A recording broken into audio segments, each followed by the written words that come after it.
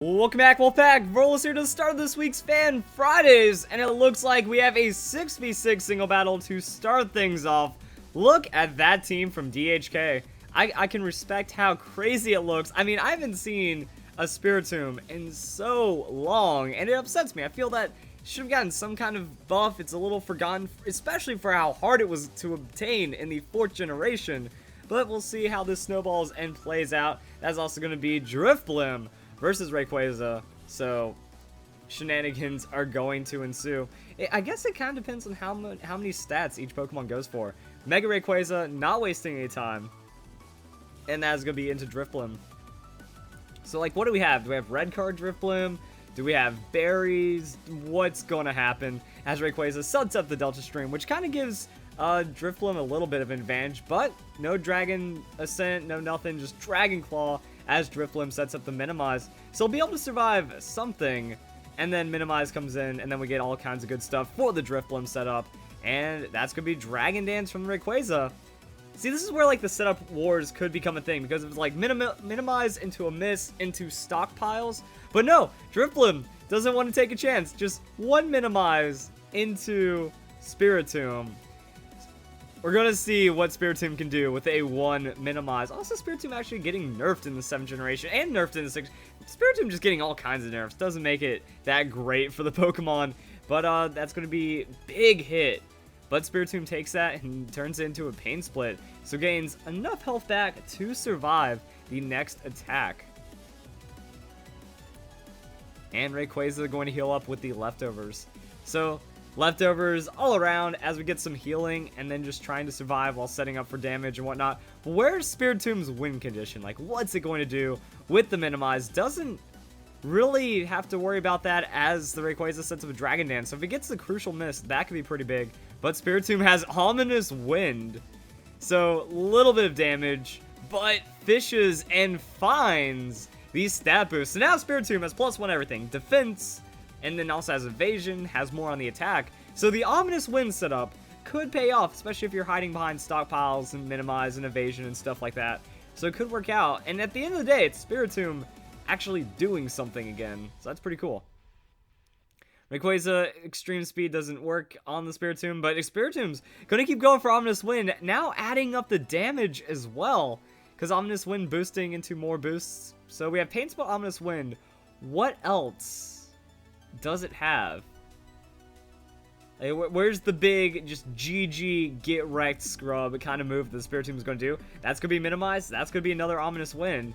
So, playing for that crazy RNG gets the crit to finish off the Rayquaza. Are we also going to see the stat boost come in as well? That'd have been way too much if you get stat boost on top of a crit for the Ominous Wind. But Spiritomb's looking pretty strong right now, as the Leftovers almost put it at full hit points. But now it's against Xerneas. So we have plus defenses. And the Fairy Aura. Fairy Aura is going to suck for Spiritomb. But Xerneas just goes for the straight Moonblast. No setup. Wants to try to remove Spiritomb as quickly as possible. And that is a massive hit. But Spiritomb also has Calm Mind. So Ominous Wind for the stats. Calm Mind for the stats. And then more damage on the Ominous Wind. This is a strange little Spiritomb, but it's working. And I guess we just have Minimize, you know, the Moonblast misses, Spiritomb takes those stats, takes less damage, and then it's going to be a Pain Split. So yeah, Spiritomb dodges the hit when it needs to, gets the Pain Split for the sustain, and Spiritomb has a very low amount of hit points, so the Pain Split usually comes up pretty big for the Spiritomb. And then Leftovers is going to just add a little bit more hit points to it. So the Spiritomb has sustain while getting tanky. Moonblast is going to miss again. Spiritomb knows it can take that for the Calm Mind. So either way, like, it gets just enough tankiness to survive, enough stats, and then Ominous Wind turns around more damage. I wonder what the last move is. It should be Dark Pulse then. Because if you run out of Ominous Wind, you know, Spiritomb isn't going to be able to win a 6v6 if it only has 8 Ominous Winds to use. Oh! That's going to be the Z move for the Xerneas, though. Z Moonblast? Does it really have that? That's interesting. So yeah, going for the Twinkle Tackle from the Xerneas. He should have used that to make sure he finished off the Spiritomb instead of worrying about the potential of having it miss off the Minimize. But Spiritomb does find a way to survive, and then it uses an Ominous Wind once again. but that's going to be big damage, and after the Calm Minds and gets another crit, this Spiritomb is just lucky and finding some crazy moments. But no speed boost from the Ominous Wind. I don't even know if Spiritomb could get enough speed boost to like survive something, but it's tanky. And it can Pain Split off the Arceus. So Earth Power from the Arceus, Spiritomb is going to avoid and get a Pain Split. How much health is it going to get off of a full health Arceus? The answer is quite a lot. Up to 111 hit points, going to leftovers quite a bit more. After those Calm Minds, Arceus doesn't even have a lot of damage to return onto Spiritomb as well. And if it keeps setting Calm Minds, you can do some damage. Also not a normal type, so you can still Ominous Wind as well. Judgment, no damage. Ominous Wind. Are we going to see stats? We're still going to see some good damage as well. And Spiritomb gains the stats. So yeah, kind of gambly, but it works off. I feel, like I said, Drifloon could have taken a bit more. Like, imagine a Spiritomb with more evasion, or some boosting from the stockpiles, or maybe even like Calm Mind at that point. The Drifloon gets Calm Mind, and you can use that for the Baton Pass. And then you just set up a couple more Calm Minds, and eventually just use up all your Ominous Wind. Then you go plus a lot in everything, and then you just turn around into a sweep for the Spiritomb. But the Spiritomb is sweeping, and that's some pretty crazy stuff right there. As the opponent forfeits. The opponent still had some Pokemon left, but decides to forfeit anyways. We do not see the Mew, we do not see the Meowstic, we do not see, Kyurem. Yeah, I don't really care about Kyurem too much. But we see all those Pokemon go, and then that is going to be the end of the battle. So let's go and check out one more battle with this crazy Spiritomb setup. And now we're taking it to the 3v3, and for some reason, you know, out of all the other Pokemon that could have been brought, we see the... Wow, and I just completely blanked on the Floatzel. Floatzel coming in as well, but I mean, Floatzel can be a powerful Pokemon. I wonder if there's like a new Z setup it could do, or some kind of craziness like that. Either way, it's worked on Fan Fridays, and it can shine for a little bit of damage and setup, and then just kind of do cool things. But Drifblim against the Araquanid means Drifblim probably has a lot of free setup. That against a tanky Pokemon, Drifblim just loves that. Even offensive Pokemon, as long as it isn't taunt or like in outrageous super effective damage, Drifblim's going to be fine. So that's going to be the Infestation, and I'm pretty sure you can still Baton Pass out of that, so it's not the worst thing that could happen. Still not a lot of damage. Drifblim can set up minimizes, get the stockpiles, and that's just going to make Spiritomb an outrageously beastly Pokemon. So we're going to see also the last moves for Spiritomb, because I guess you can run Dark Pulse with the Ominous Wind, set up how much you need to, and then just kind of finish up the opponent as well. But the opponent, yeah, you can't really Leech Life Ghost Flying type. So the most damage that's going to happen is from the Infestation.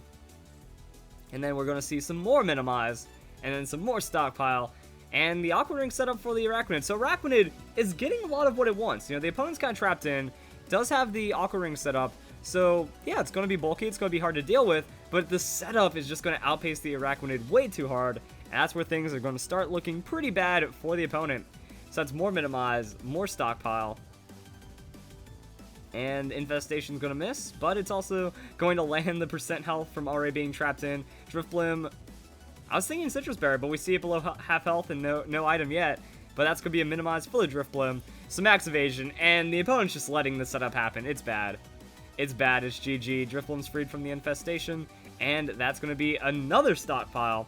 So Drifblim gets the perfect full setup. The opponent, that's another thing about, like, how many times do I have to show the Drifblim? Either myself using it, fans using it. When will people learn that you just can't let this happen? Oh, Drifblim does have the Amnesia. And this is where I'd say have Calm Mind over the Amnesia, potentially. That I'm guessing Spiritomb is max defense invested. That way you want to get as much special defense into it as possible. And then that's going to let Spiritomb do all kinds of crazy things while being stupidly tanky. But if it comes in with like +1, +2 Calm Minds already, sets up another 1 or 2 Ominous Wind a couple times, and then Dark Pulse for the win, I think that could actually snowball the just the pace of the battle pretty quickly. But again, when will people learn that if you're seeing a Drifblim, if you're seeing any kind of setup, you gotta switch out. You can't let it happen. I didn't pay attention to the rest of the opponent's team, because I was just kind of looking at the Floatzel and trying to remember its name. But, interestingly enough, the Infestation is going to be the most damage the opponent has, probably, for, like, the best damage option. So that's going to be Ominous Wind. No setup. Oh, Mirror Coat. Oh, I just realized that the Mirror Coat failed because Spiritomb's a Dark-type Pokemon, and it counts as a Psychic special attack.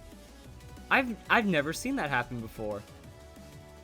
Okay, that's new and different to me.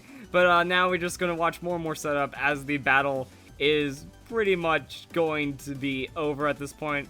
It's just this is the thing about those setup battles, that, you know, we have everything we need to win, but when you put it on a bulky Pokemon, it takes a lot of stats until the Pokemon starts sweeping and can really turn around. Especially, I guess, if it's like max defense, max hit points on the Spiritomb. So you need to have like +4 Calm Mind before you can like 2-hit KO something. So that's like the power of setup. It does a lot of weird things, and it takes a bit of time to get going, but eventually it will play out. And we just gotta watch it happen. So that's going to be the infestation, kind of adding up some damage. Spiritomb does have the leftovers, so not the worst thing that can happen. Also can pain split if it needs to. So just set up to max amount of stats, and then just kind of sweep through everything.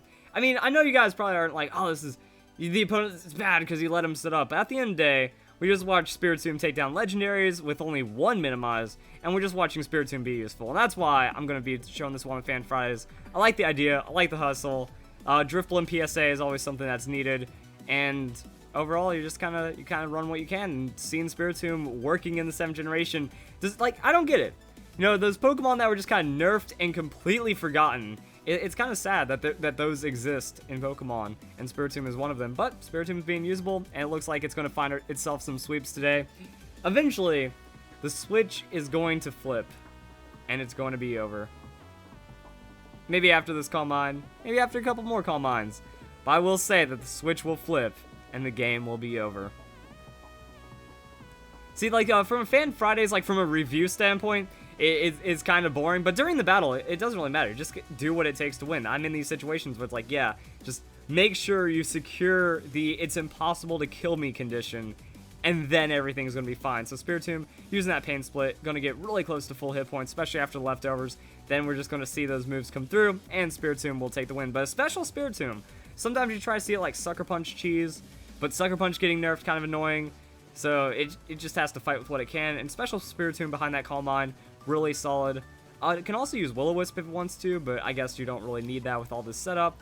Rakunid's Infestation will miss. Spiritomb throws down the Ominous Wind, and Ominous Wind getting some damage, no stats. It's gonna have Dark Pulse. It has to have another move, because then that means just like normal type Pokemon while you out. You have an insane amount of special attack boosting, so I guess just showing the Ominous Wind, you know, maybe I'll get the stat boost and then kind of turn it around a little quicker.